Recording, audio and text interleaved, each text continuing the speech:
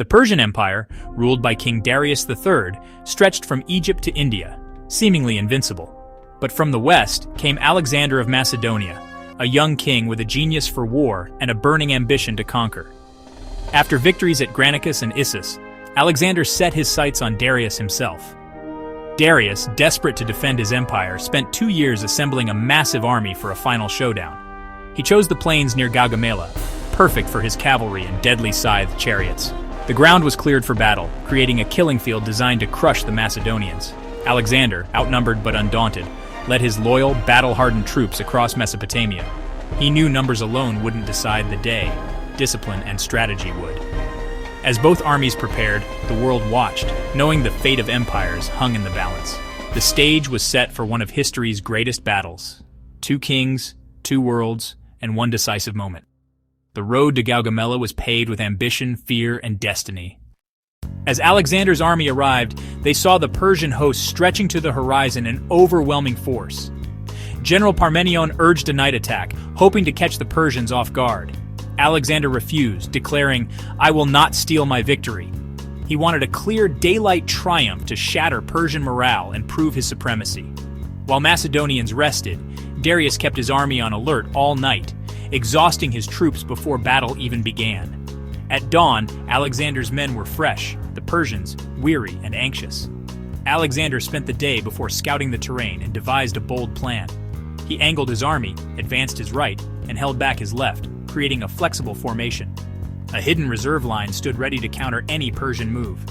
It was a risky, brilliant strategy, one that would test the discipline of every Macedonian. As battle commenced, Alexander moved his army right, away from the ground prepared for Persian chariots. Darius, fearing an outflank, stretched his line and sent cavalry to intercept, just as Alexander hoped. This maneuver opened a gap in the Persian ranks. Darius unleashed his scythed chariots, but Macedonian infantry calmly parted ranks, letting them pass harmlessly. The Persian superweapon failed. Seizing the moment, Alexander led his elite companion cavalry in a wedge formation straight into the gap, aiming for Darius himself. The Persian center collapsed into chaos. Meanwhile, on the Macedonian left, Parmenion's troops struggled against a fierce Persian cavalry assault. Some Persians even broke through to loot the Macedonian camp. Parmenion sent urgent calls for help. Alexander now faced a choice: pursue the fleeing Darius or save his embattled left.